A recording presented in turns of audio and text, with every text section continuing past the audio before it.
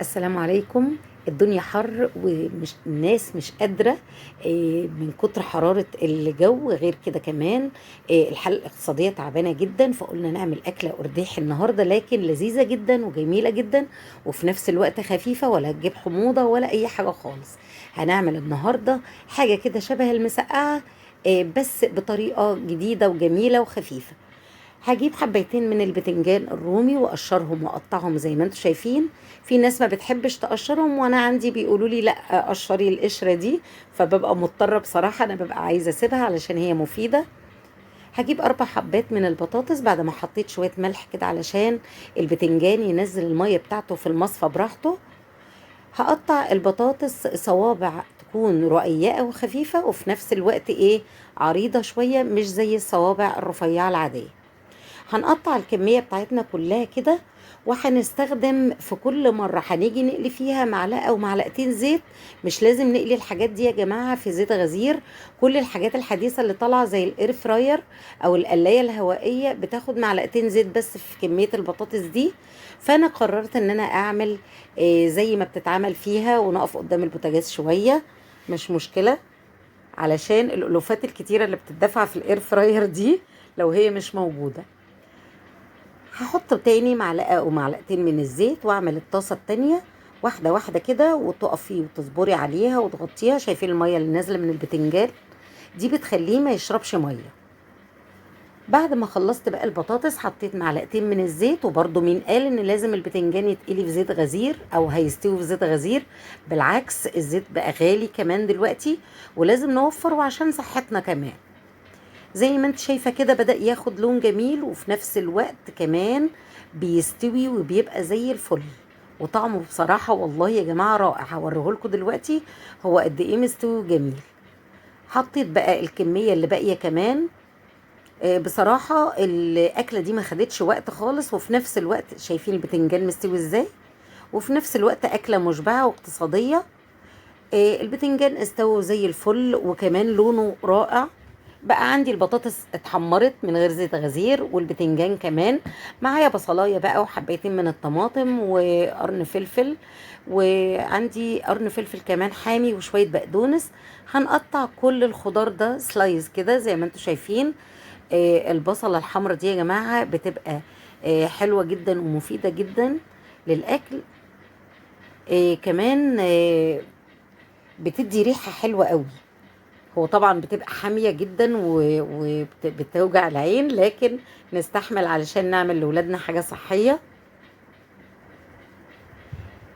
حتى البصل كمان سعره غلي، وبقت الحاجة كلها سعرها نار، فبنحاول نعمل أكلات اقتصادية زي ما انتم شايفين على قد ما بنقدر.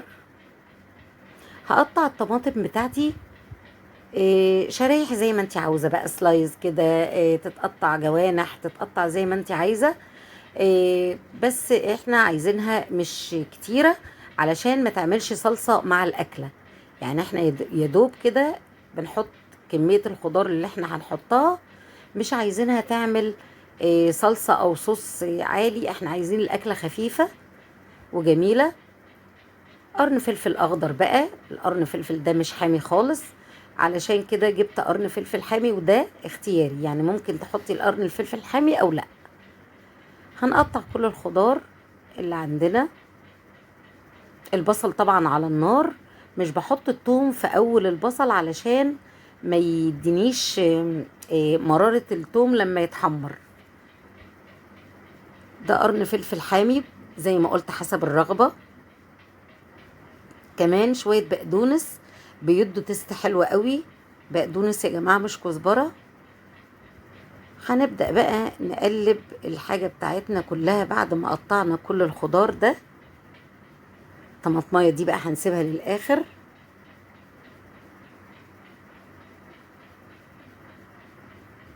هحط الخضار بتاعي، حطيت بقى نص معلقة من الثوم كده مع البصل وهو بيتشوح برضو في زيت خفيف جدا، وابدأ احط الخضار بتاعي واحدة واحدة. احنا بنحاول نتحايل على نفسنا. لو لسه ما عملتولناش لايك لحد دلوقتي اعملوا يا جماعة لايك، اللايك بيرفع الفيديو وبتساعدونا بيه.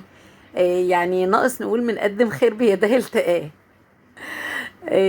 هنحط بقى كل الحاجات على بعضها كده ونرصها، البطاطس الاول وبعدين نص كمية الخضار وبعدين البتنجان والنص الباقي من الخضار، وهكذا. هنعمل الأكلة دي لذيذة جدا. هنحط شقشاق من المية خفيف جدا ونبدأ نغطيها على النار ونسيبها مش كتير خالص، من 7 ل10 دقايق.